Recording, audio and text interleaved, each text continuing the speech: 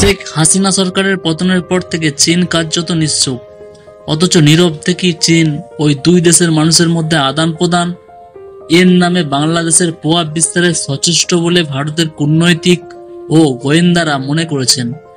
বিশেষ করে বাংলাদেশে জামায়াতে ইসলামী ও অন্যান্য ইসলামিক সংগঠনের সঙ্গে চীনের দ্বৈত ও বিএনপির কিছু গুরুত্বপূর্ণ নেতার চীন সফরে সতর্ক নয়াদিল্লিকে। বড়দিনের আগে বাংলাদেশের নয় রাষ্ট্রদূত নাজমুল ইসলাম চীনের বিদেশ মন্ত্রকের এশীয় বিষয়ক বিভাগের প্রধান নিউ জিংয়ের সঙ্গে বৈঠক করেন। 2025-এ চীন বাংলাদেশ কূটনৈতিক সম্পর্কের সুবর্ণ জয়ন্তী, তাই চীন 2025-কে চীন বাংলাদেশের মানুষের মধ্যে আদান প্রদানের বছর বলে উদযাপনের সিদ্ধান্ত নিয়েছে।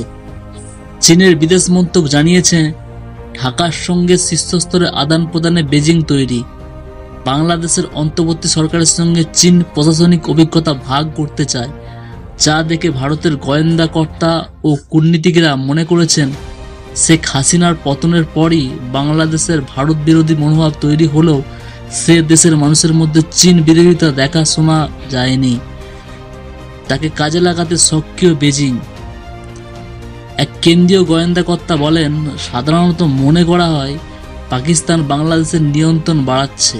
বাস্তবে পাকিস্তানের সেই আর্থিক সামর্থ্য নেই। আড়ালে চীন বাংলাদেশের প্রভাব বিস্তারের চেষ্টা করছে।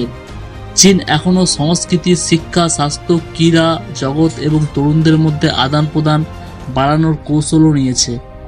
তৎপর ঢাকায় চীনের রাষ্ট্রদূত ইয়াং ওয়েন। কূটনীতিকদের মতে, গত মাসে ঢাকায় চীনের দূতাবাসে এক অনুষ্ঠানে জামায়াতে ইসলামী, হেফাজতে ইসলাম, খিলাফত মজলিস, নিজামী ইসলাম পার্টির মতো প্রতিনিধিরা হাজির হয়েছিলেন। জামায়াতের প্রধান শরীফুর রহমান সেখানে হাজির ছিলেন।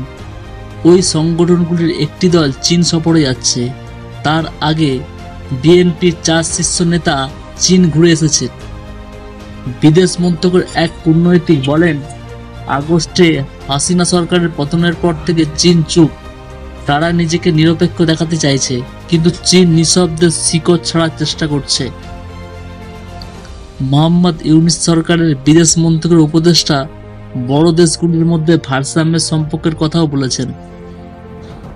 বাংলাদেশের ওপর চাপ তৈরি করতে চীনের সবচেয়ে বড় অস্ত্র হল $600 কোটি ঋণ। অগস্টে সরকারের পতনের ঠিক আগেই হাসিনা চীন সফরে যান। তিনি ওই ঋণের একাংশ আর্থিক অনুদান হিসাবে চেয়েছিলেন। চীন প্রাথমিকভাবে মাত্র $13 কোটি মতো আর্থিক অনুদানে রাজি হয়, কিন্তু হাসিনা সরকার পতনে তা আটকে গিয়েছে। নয়াদিল্লি মনে করেছে ওই ঋণের বোঝাকে চীন হাতিয়ার হিসাবে কাজে লাগাবে। সামগ্রিক কৌশলগত সহযোগিতার সম্পর্ক তৈরির পরে বাংলাদেশ থেকে চীন বিপুল যুদ্ধাস্ত্র আমদানি করেছে।